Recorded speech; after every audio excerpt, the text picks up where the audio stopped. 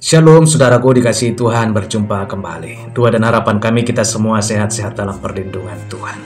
Doa yang tak kunjung dijawab. Apa maksud Tuhan, saudara? Baik Bapak Ibu, kita baca kebenaran firman Tuhan dalam Matius 26 ayat 39. Ya Bapakku, jikalau sekiranya mungkin, biarlah cawan ini lalu daripadaku. Tetapi janganlah seperti ku kehendaki, melainkan seperti yang engkau kehendaki. Saudara, pernahkah saudara berdoa sungguh-sungguh lalu tidak dijawab apa-apa? Atau tidak terjadi apa-apa? Mungkin Anda memohon kesembuhan, mungkin Anda memohon petunjuk untuk jalan keluar, memohon pemulihan, tapi jawabannya adalah diam. Tidak ada perubahan. Dan muncul pertanyaan, apakah Tuhan mendengar? Ini bukan pengalaman baru Bapak Ibu. Bahkan Yesus pun pernah berdoa dan tidak mendapat apa yang ia minta. Saudara, mari kita mundur ke malam sebelum penyaliban. Peristiwa yang kita kenang dalam Jumat Agung, saudara. Di Taman Getsemane, Yesus berdoa dengan sangat genting. Ia tahu penderitaan yang akan datang, pengkhianatan, cambukan, dan salib.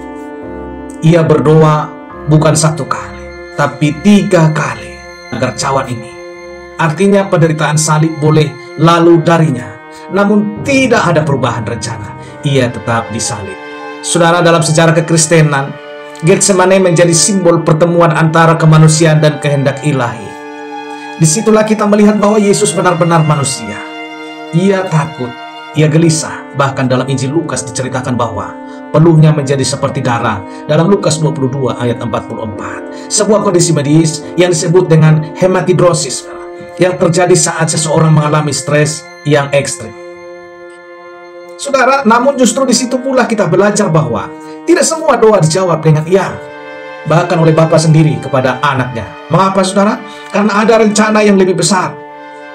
Penolakan terhadap permintaan Yesus bukan karena Bapa tidak mengasihinya, tapi karena melalui penderitaannya dunia diselamatkan.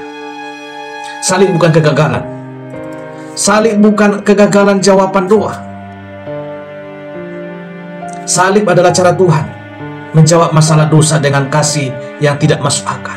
Dan itu memberi harapan bagi kita. Kalau doa kita terasa tidak dijawab hari ini, bukan berarti Tuhan tidak bekerja.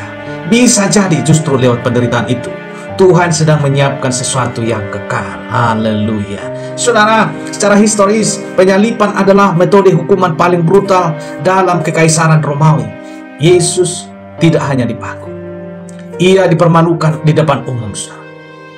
Disiksa dengan cambukan yang berduri besi, dan dipaksa memikul salib. Ini bukan sekedar penderitaan fisik, tapi juga mental dan rohani.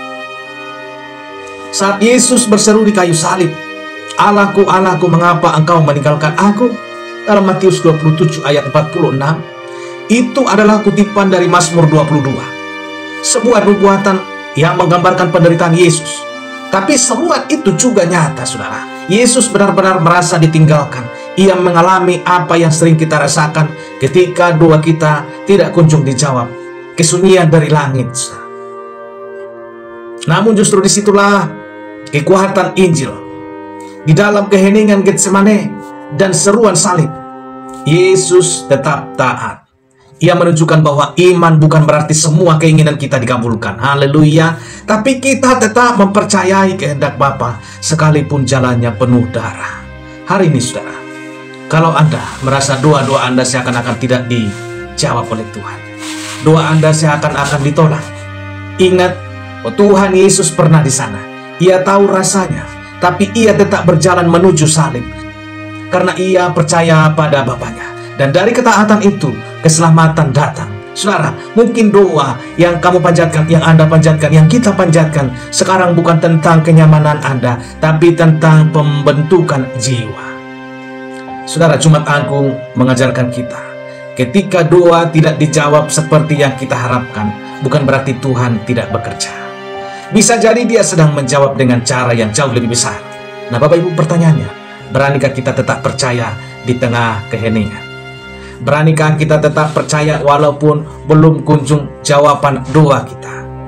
Beranikah kita tetap percaya walaupun belum kita mengalami kesembuhan? Nah, Bapak Ibu yang dikasihi Tuhan, lewat kebenaran firman Tuhan pada saat hari ini. Kita dikuatkan, diteguhkan. Bagaimana penyaliban Yesus menjadi contoh di dalam kehidupan kita. Di mana Yesus berdoa untuk melalukan jalan. Tetapi kehendak Bapa di sorga yang menjadi jawaban atas seluruh karya-karyanya bagi setiap umat manusia.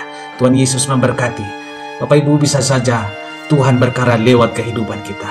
Tetap berdoa, tetap percaya, dan kita tetap percaya di tengah-tengah keheningan. Haleluya. Bapak Ibu, demikian perjumpaan kita pada saat hari ini. Tuhan Yesus memberkati.